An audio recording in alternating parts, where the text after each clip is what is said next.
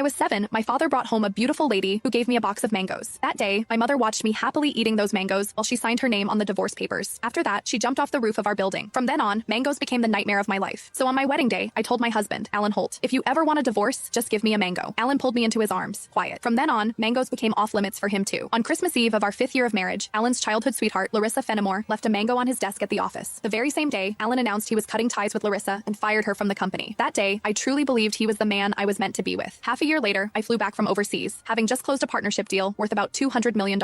At the celebration dinner, Alan handed me a drink. After I had finished half the glass, his so-called childhood sweetheart, the woman who had been kicked out of the company, stood behind me with a big grin and asked, "Does the mango juice taste good?" I stared at Alan in disbelief, and he was trying hard not to laugh. "Don't be mad. Larissa insisted I played a little joke on you. I didn't actually give you a mango. I just gave you a bottle of mango juice. But I think she's right. The fact that you don't eat mangoes is a real problem. You were really enjoying that juice just now." My face went cold. I lifted my hand and threw the rest of the mango juice in his face, then turned around and walked away. Some things are never a joke. I wouldn't kid around with mangoes or divorce. Ms. Mendez, your stomach condition flared up again because of stress and emotional triggers. If there's something you really don't like to eat, you mustn't force it down again. The next time might not just be a stomach ache. We might have to remove part of your stomach. Stay in the hospital for observation for 1 day and contact your family as soon as you can. When I heard the doctor say that, I went completely quiet. For the sake of a new project, I had been overseas for 39 straight days, working day and night, and I finally made it back in one piece. I never expected that at the celebration dinner, 1 glass of mango juice from Alan would land me right in a hospital bed. Out of habit, I tapped open my pinned chat on WhatsApp, typed 2 words, and then realized something felt off. Looking closely, I confirmed that it was Alan Holt. He had just changed his profile picture. Now, it was a green mango. While I was staring blankly at the chat window, Alan's call came through. He sounded cold. "I'm already home. Where are you?" I said nothing. Any other time, I would soften my voice and act like a spoiled little girl with him. But tonight, I honestly didn't know what to say. Alan sounded annoyed. "Myra, how long are you planning to keep this up?" "I'm at the hospital." Alan went quiet. He had never shown much interest in my health. He would never have guessed that 1 glass of mango juice from him would send me straight to the emergency room. "Stay put at the hospital. I'm coming over right now." I didn't want to deal with him, but my body was so weak that I didn't feel like moving at all. Time dragged by. The doctor came in to check on me 3 different times, and Alan still didn't show up. Right before I went to sleep, I glanced at my phone one last time and saw Larissa Fenimore's new post on her social feed. Every time I get hurt, my knight in shining armor shows up. I'm so lucky. The picture under it was a shot of Alan putting a bandage on her. Larissa's profile picture was a yellow mango. It was pretty, but it made me sick. Alan and I had known each other for 10 years, and he had always known exactly where my bottom line was. After so many years in business, he also knew perfectly well how to keep a proper distance from other women. But now, he kept crossing that line again and again. In that case, our marriage and the newest project I had negotiated no longer needed to exist. I had closed a $200 million